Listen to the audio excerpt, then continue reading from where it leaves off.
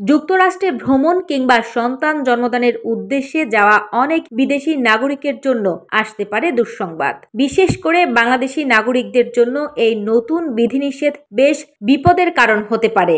সম্প্রতি মার্কিন পররাষ্ট্র দপ্তর এক বিজ্ঞপ্তিতে জানিয়েছে, সন্তান জন্ম দেওয়ার উদ্দেশ্যে পর্যটন ভিসা B1 B2 অপব্যবহারকে তারা ব্যর্থ ট্যুরিজম হিসেবে বিবেচনা করছে এবং এটি সম্পূর্ণরূপে নিষিদ্ধ।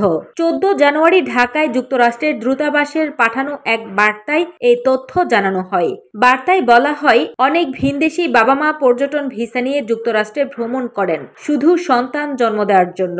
তারা তাদের চিকিৎসার খরচের জন্য সরকারি সহায়তা ব্যবহার করেন। এতে আরও বলা হয়, এই ব্যয় যুক্তরাষ্ট্রের করদাতাদের উপর বর্তায়। এ অবস্থায় ভবিষ্যতে এই অভিভাবকরা হয়তো তাদের ভিসা নবায়ন যোগ্যতা হারাতে পারেন। উল্লেখ্য, মার্কিন সংবিধান অনুযায়ী যুক্তরাষ্ট্রে জন্ম নেওয়া শিশু স্বয়ংক্রিয়ভাবে নাগরিকত্ব পায়।